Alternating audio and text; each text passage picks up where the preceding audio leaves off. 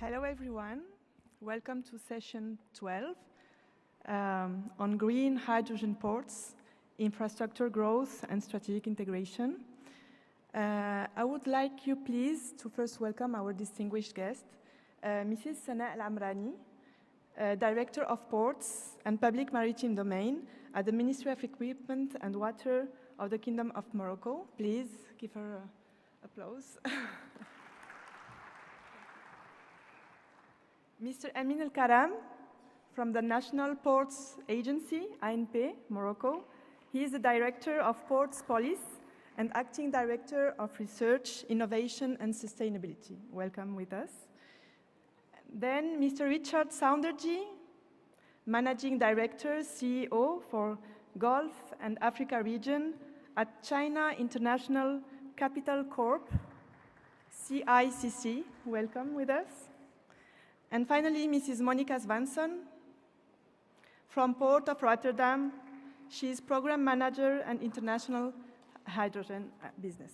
Thank you very much.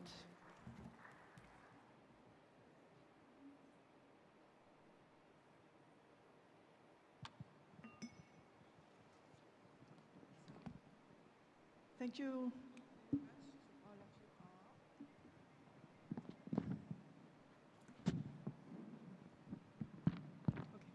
Thank you very much to all of you to be here with us at this very interesting session on ports in the green hydrogen sector.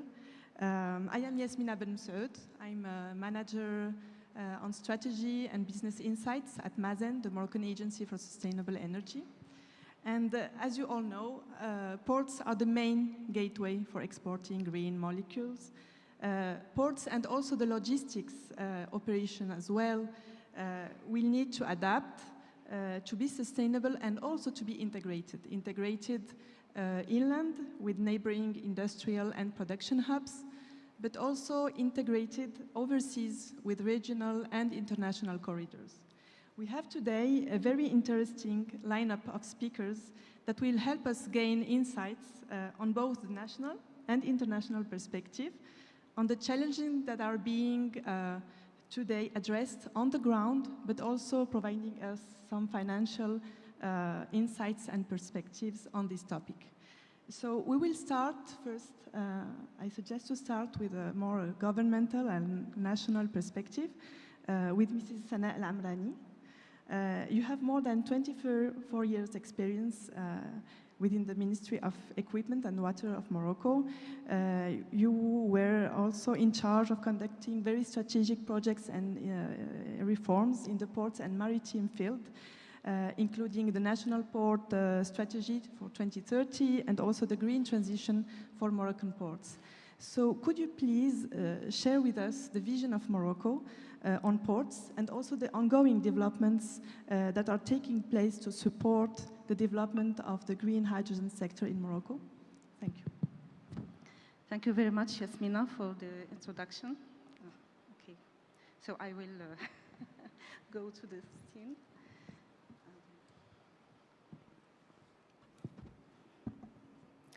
So thank you for the introduction and many thanks extended to the organizers. It's always a pleasure to be here another time with you in this very interesting summit. So now to answer your question, I prepared a short presentation just to set up the scene and share with you the most important insights in the Morocco offer about the green hydrogen and especially the necessary infrastructures needed to accompany and to be developed to develop this field. Okay. So of course the Morocco offer was presented several times, but I will focus on the infrastructure. So according to the offer itself, it's structured around competitive infrastructure to be planned, to be mutualized, to be developed and maintained, of course, in compliance with the international standards and with in accordance with the needs of the green hydrogen industry. So when we are speaking about infrastructure, we are speaking first about water infrastructure. And here we have all desalination plants projects needed to the electrolysis operations, of course. Second, we are talking about transport infrastructures, because we need to transport either green electrons through the national electricity grid, or to transport green molecules through pipelines. And in fact, we need both of them according to the location and the scale of every project. We are talking also about storage infrastructure. And here, especially, we talk about salt caverns, for example, to be used for this need. And finally, we speak about the port infrastructure, which is the scope of this session. And the ports, of course, will play a key role in these different phases of green hydrogen development. The ports will be used in the construction phase, of course, to import or to cabotage all and to handle all materials and heavy packages needed to set up the wind or the solar farms.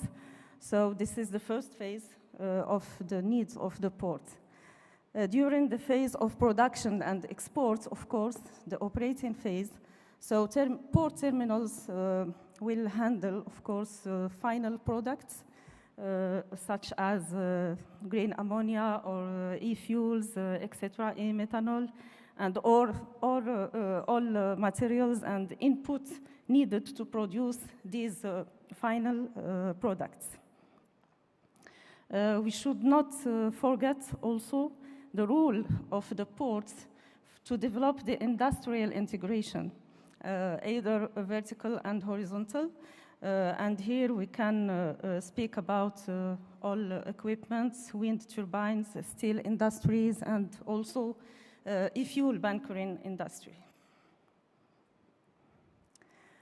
So for the rest of the presentation, I will focus on the three main port projects that were shown on in the Morocco offer.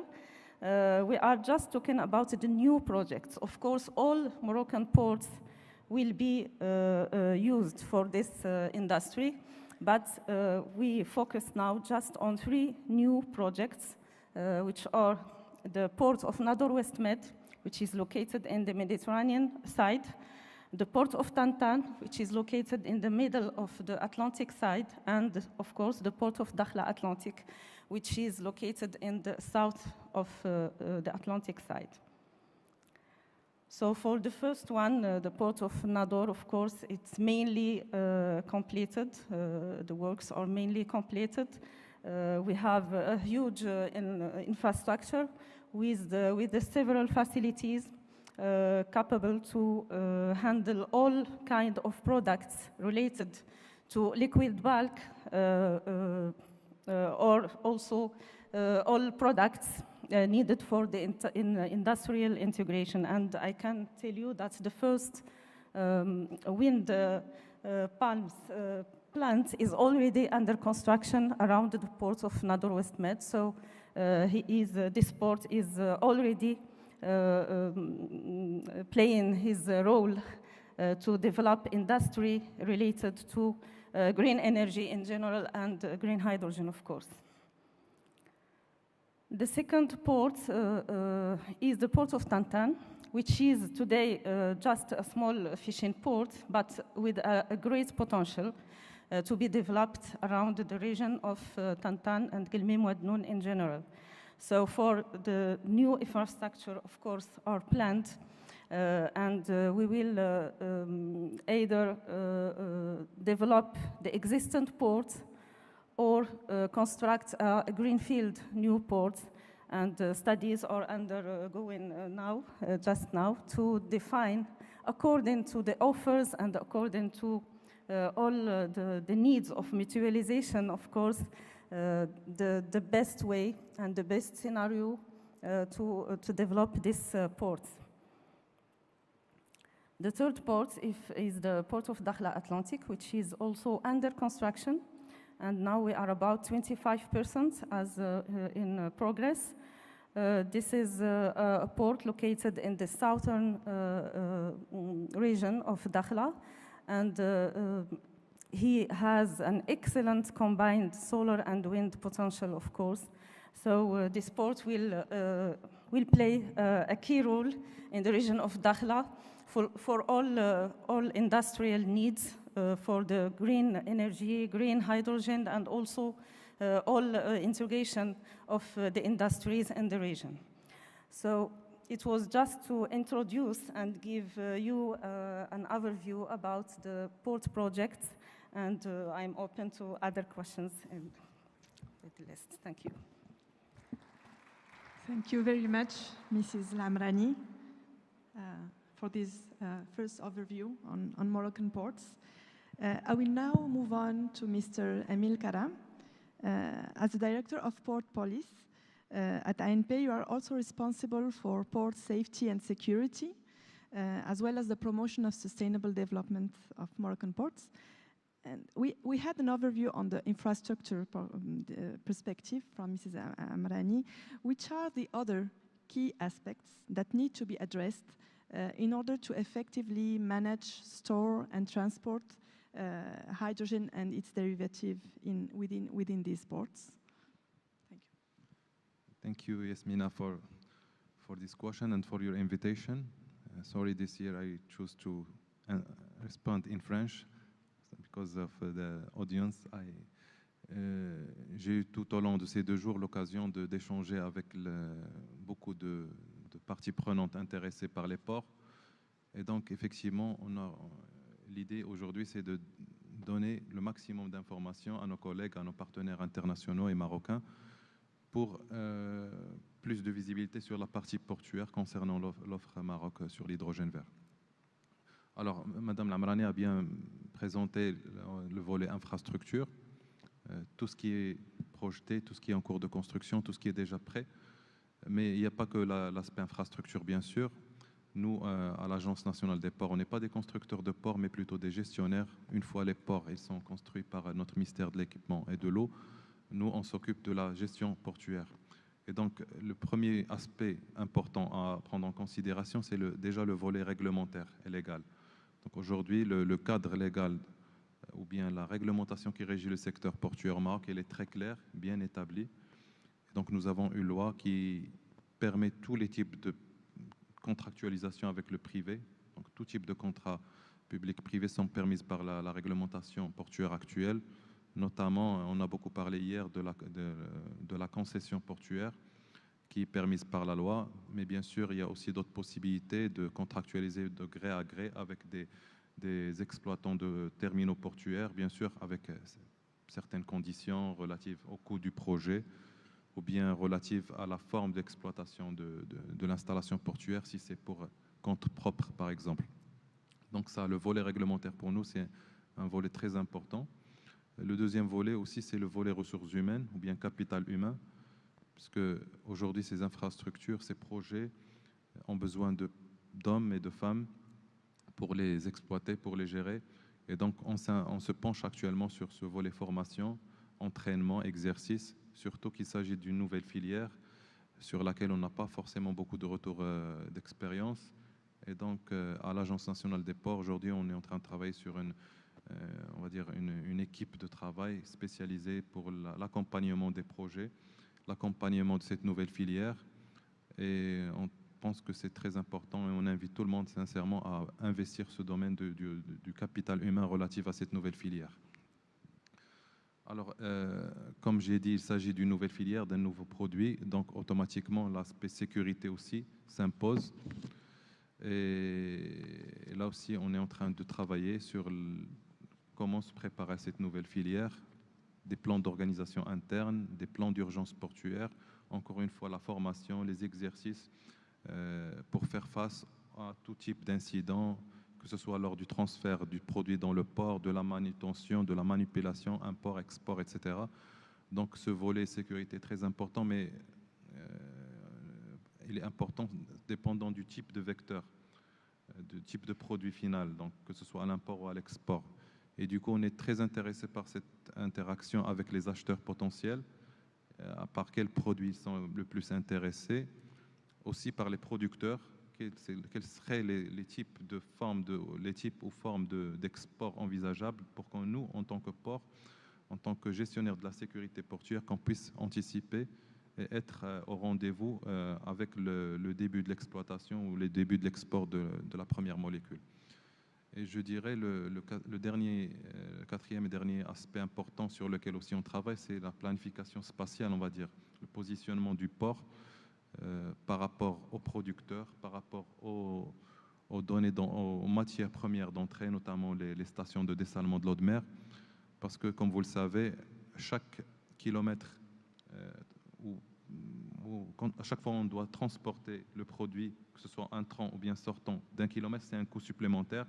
Et aujourd'hui, tout est question de compétitivité et donc le bon positionnement des infrastructures portuaires par rapport aux producteurs, par rapport aux produits intrants, c'est très important. Et là aussi, on travaille sur je pense que là, c'est les 4 volets importants, en plus bien sûr de l'infrastructure auxquels il faut faire attention. Merci beaucoup. Merci beaucoup, Monsieur Amil Karam. Des questions très pertinentes que je pense parmi nous avons des panélistes qui pourront répondre à certaines des questions, notamment Madame Monica Svensson. Mais je vais d'abord donner la parole. I will switch to English. I will move to Mr. Richard Saunderji. You will bring us the financial perspective on the challenges ahead. In the light of your long-lasting career in the investment banking industry in Europe, in Southeast Asia, could you please first introduce the audience about CICC and its experience in the infrastructure and green hydrogen sector in China? Merci. Alors, je peux le faire en français si vous voulez, mais comme j'ai une collègue anglophone, I'm going to switch to English. Thank you, first of all, for having me here. Indeed, thanks also for giving me the opportunity first to introduce who CICC is. I am well aware that this is a brand name that is not necessarily well known in this region. But CICC is the largest Chinese investment bank. It is part actually of those banks that are held by the government. So our main shareholder is the China Sovereign Fund, CIC. The reason you probably don't know us is that our internationalization is a young strategy, contrary to the large Chinese commercial banks that have been in this region for a while.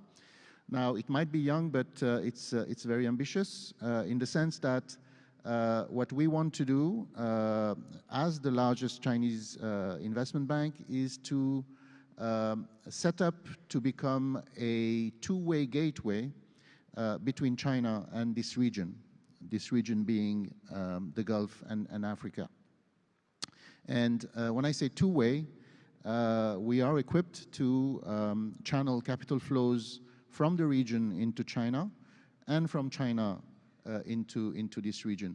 When it comes to Morocco, and I have had the pleasure to meet a lot of decision makers over the past week or so, there is definitely a role we want to play to bring those large Chinese players to support and to add value to the agenda of the Moroccan government, of the kingdom, especially in terms of building those new clusters and new industries. Whether it's automotive, it's not new, but it is going to the next phase. But also renewable energy and obviously hydrogen. So that's who we are and what we would like to contribute to. I wanted also to say perhaps a few words about the China agenda when it comes to renewable and hydrogen in particular. I know that on the renewable side, the huge investments that China has made in solar and wind is now getting known.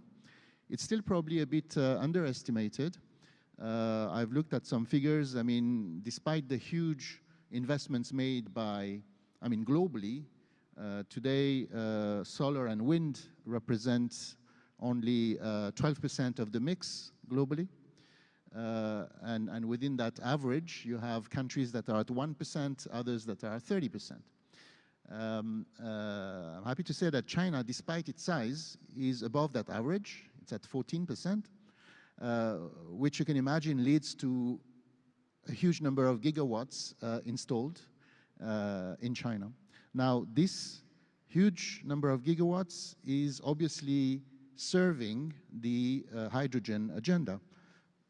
This agenda was officially launched back in 2022 with a master plan for the 2021-2035 period with an ambitious plan to create hydrogen clusters in many different regions of China, and basically reach a production by 2025 of 1.1 to 1.2 million tons of hydrogen, green hydrogen, from China. Now, within that, there is obviously a lot to say about the financing, and I'm sure this is why you've invited me here today. I have also looked at some figures.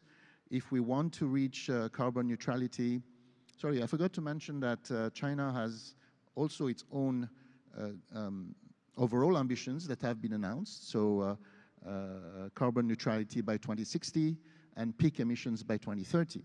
Now, globally, I think the total amount to be financed within the hydrogen agenda to reach neutrality is about $9 trillion per year.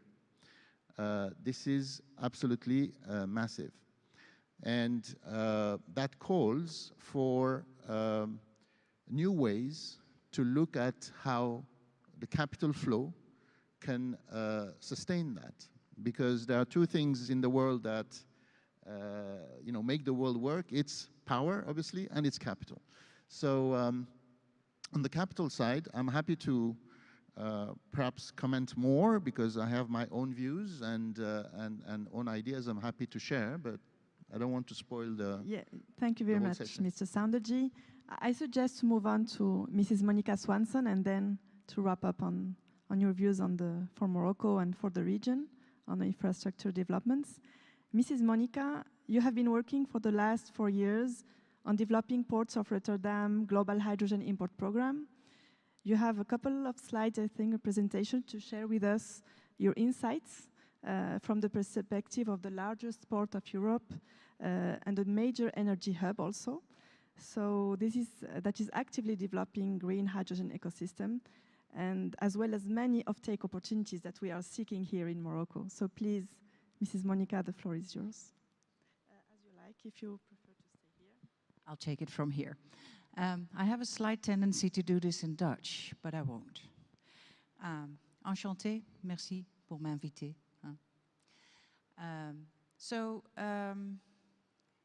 Where shall I start? I promised to do a few slides because it's always useful to get an idea of what people stand for.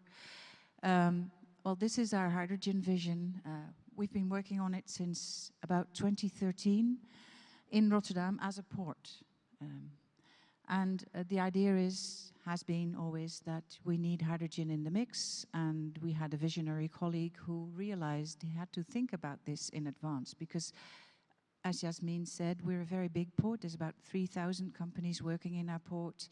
We get some 13% of energy that is consumed in Europe comes into Europe via Rotterdam. So we have to always prepare before it gets, it's very complex. If we don't prepare before everyone else does, nobody can push forward because we need to prepare the territory. It's a big port and industrial zone. So there's a lot of chemical and refinery companies who either produce hydrogen or use hydrogen, and they need to, you know, have the infrastructure ready to work on, and that's what we've been doing. That and connecting to countries like Morocco, trying to see how we could work together building a supply chain, because some 4 or 5 years ago, and I know everybody's saying everything is slow and it's too slow and there's no offtake, but 4 or 5 years ago, Maassen and us were discussing how could we ship it, and we've solved all those questions really. There's still technology development, but the big questions are answered. So we can now progress. L'Offre Maroc, it's there, we're progressing. So this is the plan. It's a big pipeline throughout the port and industrial zone.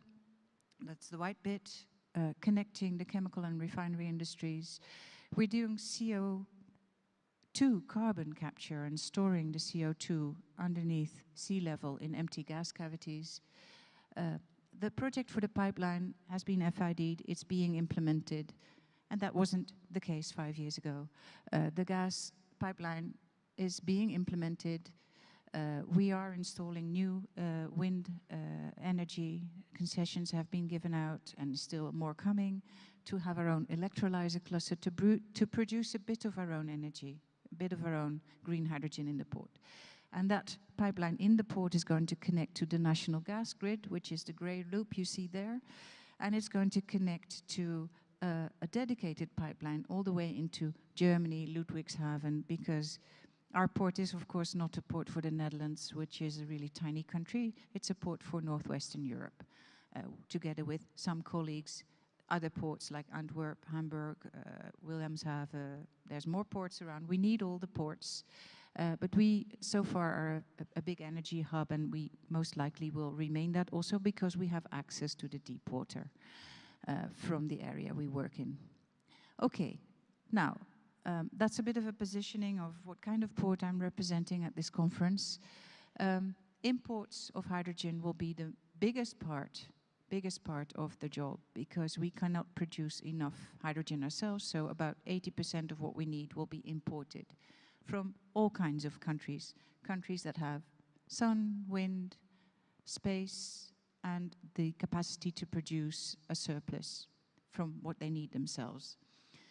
It's a lot of commercial companies doing that. That's what we need, public-private cooperation. It's where we need to go, because it's the only way. You need to combine the technology, the capital, the initiative, but also the support framework. Just quickly, because I won't go into this all too long, because we're having a conversation here all together as colleagues, but just an overview of some of the hydrogen projects throughout the value chain. So this is terminals, it's equipment, it's ammonia, it's methanol, it's LOHCs, it's even, yeah, and we're looking at liquid hydrogen as well, of course. Now, the main terminals for all carriers, just highlighting them, and I realized I didn't even put the SAF terminals on there. But we have SAF production in our port, we have SAF terminals in our port. SAFs are a very important topic right now because the market is already there, which is wonderful considering the discussions we've been having around ammonia production and offtake for the 4-5 past years. So it's a relief to see, you know, if we can do the methanol, if we can have the CO2, the biogene CO2. It was discussed at the panel before ours already. It's very important to make methanol, and then you can make SAFs. Of course, there's difference between bio SAFs and synthetic SAFs, e-SAFs, but companies are already working with that, preparing it, and maybe good to know, we have a kerosene pipeline right into Schiphol and also into Duisburg. So a lot of the first mixing is going to be happening quite easily. Same for methanol. This is our distribution network now. There's been a lot of discussion on pipelines, and You know, with all these strategic projects, you have the ambition and you have the timelines, but it's a strategic project. It's a national thing. There's a lot of stakeholders. So all strategic projects will happen later. We know this. All the projects are happening later. But you have to stick to your ambition and then try to incrementally reduce delays as much as you can, but you know you'll always be a bit later than you wanted in the beginning. Everything takes longer because it's new, it's exciting, it's strategic, it's complex, but it's moving, it's really moving.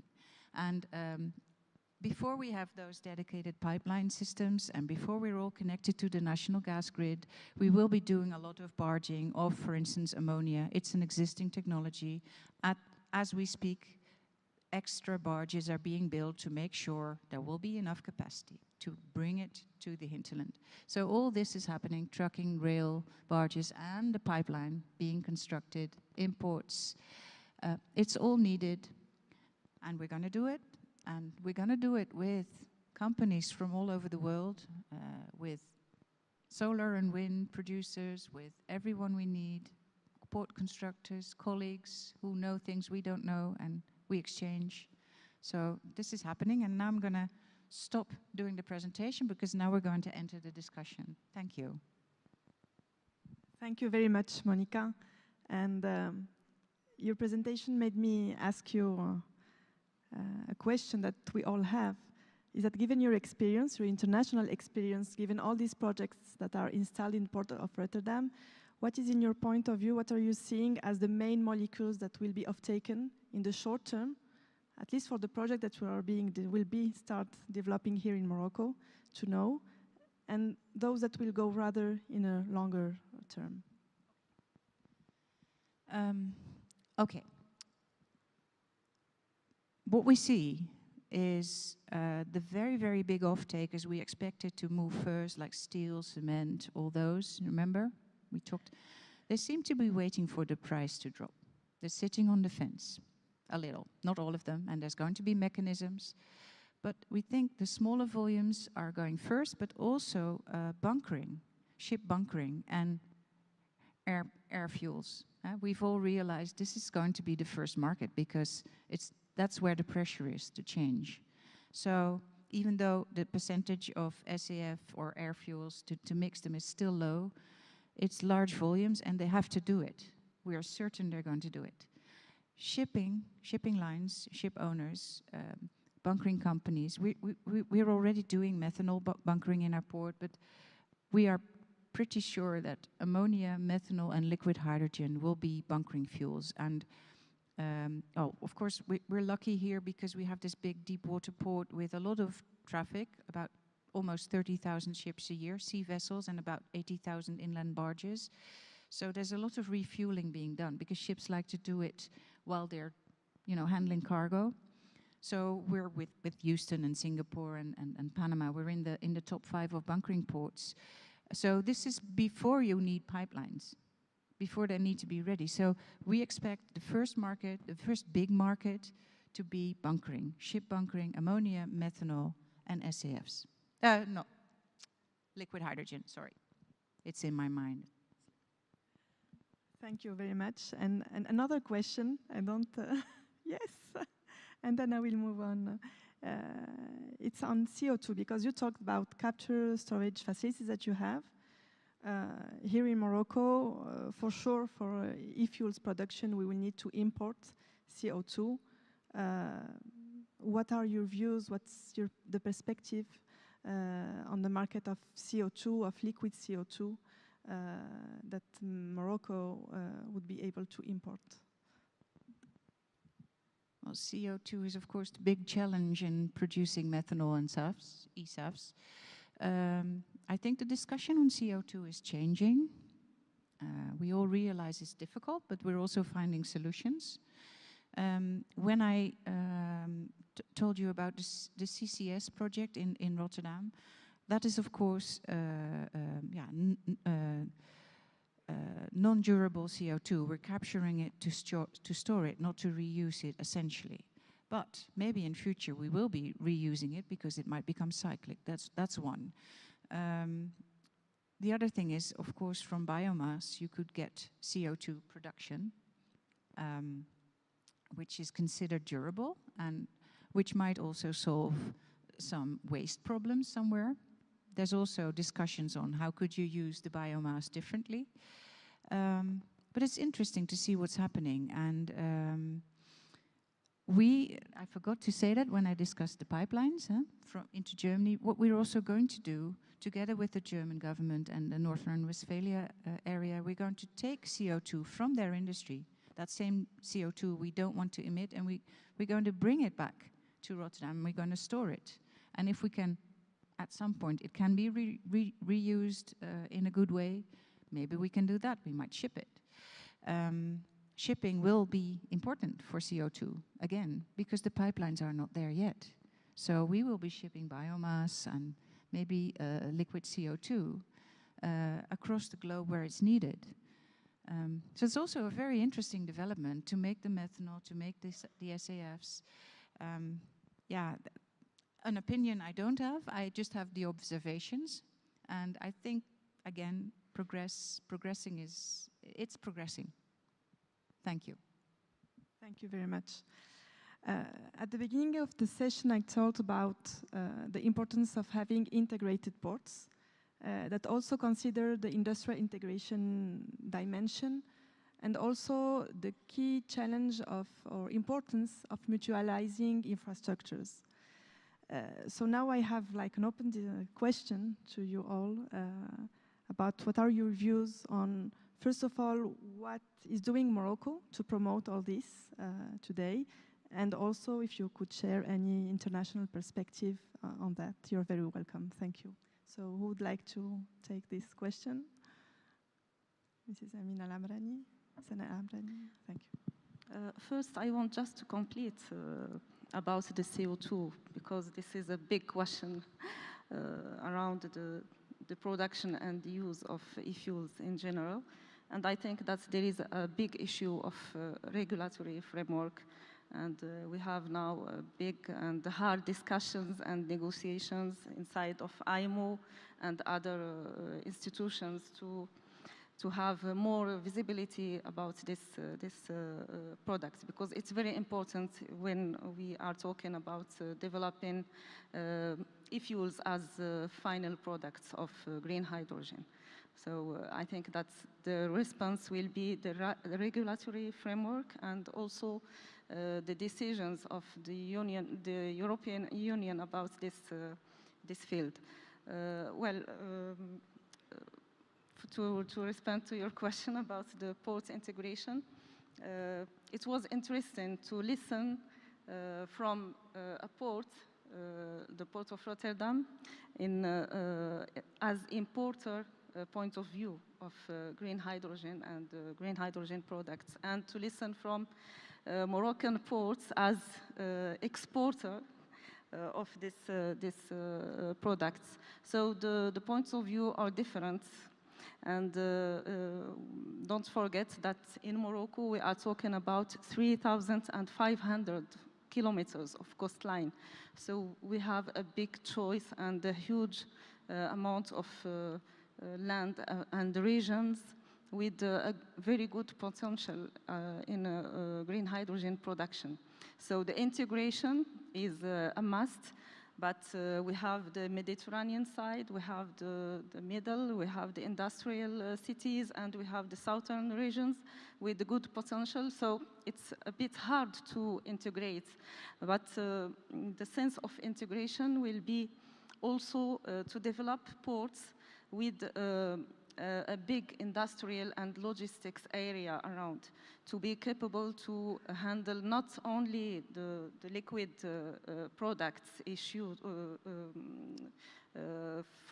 from this green hydrogen industry, but also to integrate all industries and logistics needs to support this green hydrogen industries in general.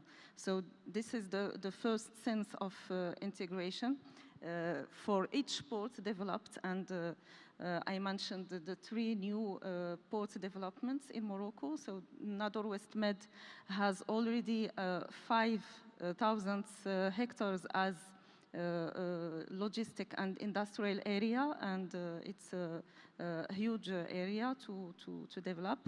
For the port of Dakhla Atlantic, we have also specified 1,000 hectares as industrial zone around the port, and I think that it will be the same in the next port of Tantan in the region of Gelmim Wadnoun. So this is already a big decision to have integrated ports, as we see with the Rotterdam port, of course. The second kind of integration, of course, is to integrate the needs of all investors in one region. Of course, we have a lot of investors in the region of Dakhla, a lot of investors in the region of Gelmim, a lot of investors in the north, etc. So we have this need to integrate. And in this field, I think that the Morocco offer approach with the single window of Mazen is a good approach. So we have some committees to discuss and to decide this kind of integration of all infrastructures, either water desalination or port infrastructure, and also pipelines and electricity grid. Thank you.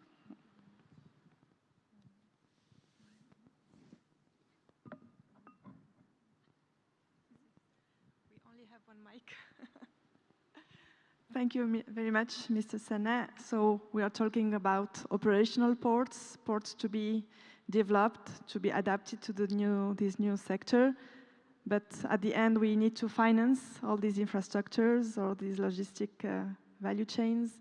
So Mr. Sounderji, what is your vision? What is your perspective on that point, on the opportunities, on the challenges from the financial perspective for the Morocco region, for Morocco and all the region here in the north of the MENA region? Thank you. Yes, thank you. Well, first of all, I wanted to echo what Monica and Sanai have explained about your own port projects. Obviously, China is gearing up to have what we call hydrogen ports, which are either upgrading of current ports or creating new ones. And one that is a bit of a flagship there is Qingdao, which you know, will, I mean, at least by the sound of it, in terms of integration,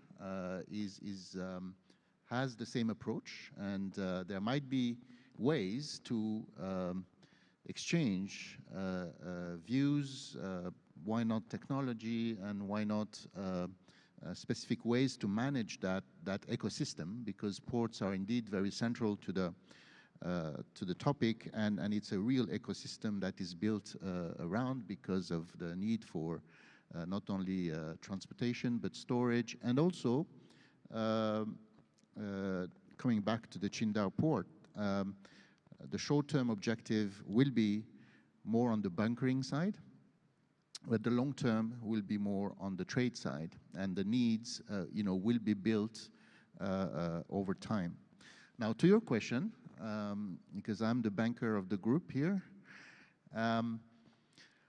look, the financing of the transition is a huge challenge. The challenge is not the availability of the capital, because there is huge amounts of equity and debt, and both are needed to finance this transition. Today, the question is, how do you attract this equity and debt into the projects around renewables and hydrogen and so on? Now, there are some global concepts that have been launched and that are functioning. I'm thinking of green bonds, green loans. Now, if you look at the volume of green bonds issued last year, I think it's around $100 billion. It's big, but compared to the need, does it really move the needle? Not really. So one of the reasons is that a green bond differentiates from a normal bond, let's say, not on its pricing, but on its use of proceeds. So if you use it to finance green projects, yes, you can issue green bonds. But today, in my view, the problem is that capital providers, so banks and equity investors, do not value the sustainability specifically within each project. So today, when you issue a green bond or a green loan, the difference with a non-green bond or non-green loan is very minimal. It's symbolic, which takes us to, I think, the key issue here is this age-old model that investors are using, banks and investors are using, which is the risk return. This is the basis of the financial sector. The return should be commensurate with the risk.